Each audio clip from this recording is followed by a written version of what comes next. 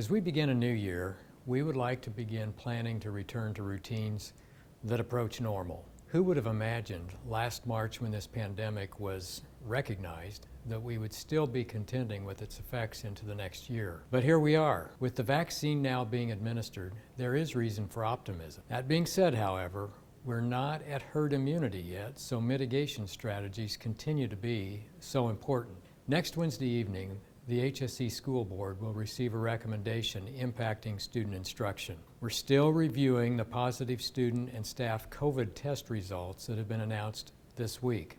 The numbers have not spiked and are consistent with those of several weeks on record, but we also acknowledge that the impact of holiday gatherings may still drive up those numbers. I would like nothing more than to recommend that students return to their classrooms. Test results impacting staff and student attendance will determine whether I'm able to do just that. The good news is that we have gained more than 40 new substitute teachers to assist us in our efforts to cover and/or supervise classrooms where teachers are not able to be there. More good news is that over 12,000 responses to our recent Skylert survey on in-person or virtual instruction have been submitted. That survey was issued so that we could develop plans, especially at grades 7 through 12, for the return of students to the classroom. Depending on the number of respondents committing to virtual, we may be able to schedule the junior high and high school buildings for full schedules rather than a hybrid schedule. However, we need your responses. Incomplete data is not helpful. If you have not done so, please submit your response. Some of you have asked if your commitment to virtual on that survey can be rescinded. I assure you that the answer is yes. You may rescind that commitment, but if and when that decision is to be made, we ask that you work with the building principal. Some of you have asked why we are not allowing important standardized tests to be taken at home by those students who have opted to be virtual. Well, in most cases, we're not permitted to administer those tests off-site. We are most willing to work with parents to provide safe and secure accommodations at school for their children. Again, we ask you to work with the principal and/or the counselor to arrange those accommodations. We're also planning to make a recommendation to the school board to designate Fridays as e-learning days through this semester. An e-learning day differs from a day of virtual instruction in that there is little or no real-time online or digital interaction between student and teacher.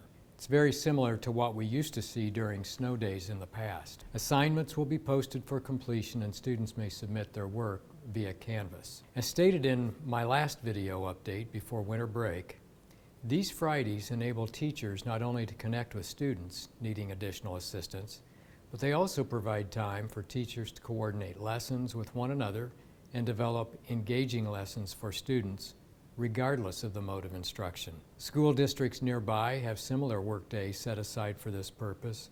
However, some of them may not be on Fridays. We've been discussing Fridays because it does not break up the week. It not only saves on substitute teacher costs, it also provides opportunities for deep cleaning of the buildings with disinfectants that are able to remain in place over the weekend. We understand the effect that this will have on family schedules.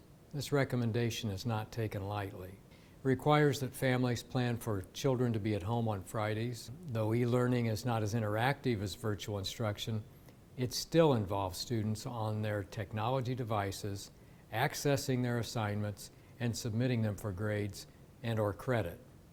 So, it also requires varying degrees of support and/or supervision. We hope you would agree that this one day a week of e-learning, inconvenient though it may be for schedules, is preferable to the 2 to 5 days a week of virtual instruction. Finally, I thank you for your support this week as our students have processed the events in Washington, D.C. Our teachers were guided in constructive, nonpartisan approaches to dealing with the questions and discussions from their students. As disturbing as some of those experiences and events might have been, experience tells me that this country is resilient and is capable of rising above such events.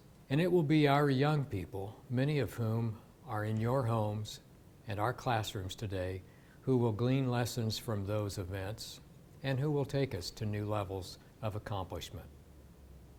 As always, I encourage you to stay healthy and safely enjoy your weekend.